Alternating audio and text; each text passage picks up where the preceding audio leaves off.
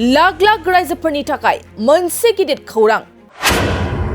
नोंथाङा नोंथांनि PAN card आरो आधार कार्डखौ लिंक खालामबायना जुदि नोंथाङा दासिमबो नोंथांनि पेन कार्ड आरो आधार कार्डखौ लिंक खालामाखै अब्ला थाबैनो खालामना ला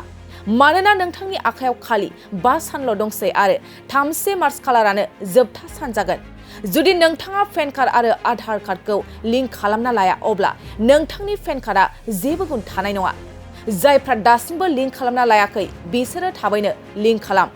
मानोना नोंथांनि आखायाव 5 सानल' दंसै आरो 3 मार्चआनो लिंक खालामनायनि जोबथा सान जागोन आरो सम थासेयावबो लिंकखौ खालामना लायाब्ला खैफोदाव गोग्लैगोन आरो नोंथाङा जुरिमानाबो होनांगोन नंगौ लिंक गैयै पेन कार्ड आरो आधार कार्डखौ जेरावबो आजावनाय जानाय नङा बेंक आरो बायदि मावख'फ्राव आजावजायैनि जाउनाव जेंनाजों मोगा-मोगि जानांनो हागौ नोंथाङा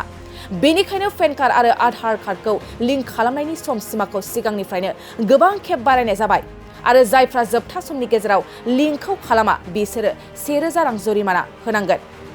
www.incometax.gov.in आव थांनानै नोंथाङा पेन कार्ड आरो आधारनि लिंकखौ खालामनो हागोन नोंथाङा थाबैनो बे लिंकआव हाबनानै पेन कार्ड आरो आधार कार्डखौ लिंक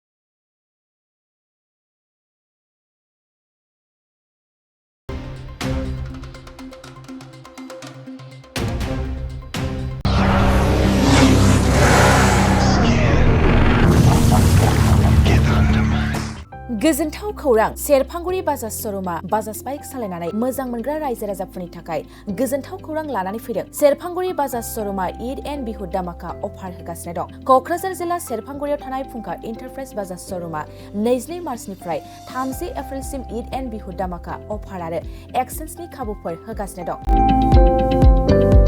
नोंथांमोना सेरफांगुरियाव थानाय फुंखा एन्टारप्राइज बाजाज श'रुमाव खुंफुंजानाय ईद एन्ड बिहु दामाका अफार एक्सेन्सआव फैनानै नोंथांनि लुबैनाय बाजाजनि बाइकखौ लांफैनो हागोन बाजाजनि बाइक सालायनो मोजां मोनग्रा रायजो राजाफोरनि थाखाय फुंखा एन्टारप्राइज बाजाज श'रुमा लोगोसे मोजां अफारबो लानानै फैदों बेफोरनो जाबाय helmet free 5 litre petrol free case होनानै बाइक बायगिरिफोरनो 1000 रां केसबेक हरफिननाय जागोन आरोबाव लोगोसे मोनसे गोजोनथाव खौरां 500 रां होग्रोनानै गोसोबादि बाइकखौ आवग्रिना दोननो हागोन आरो गासै गारिजों लोगोसे मोनफा एसर गिफ्ट हरनाय जागोन फुंखा एन्टारप्राइज बाजाज श'रुमा 7999 रां बेसेनावनो डाउन पेमेन्ट होनानै बाइक लानो हागोन आरो जायखिजाया बाइकखौनो एक्सचेन्ज खालामनायनि खाबु लानानै फैदों आबुङै मिथिनो थाखाय 6003817191 7002240725 आरो 9101547892 बे जानबुं नाम्बाराव खौरां लाहरनो हागोन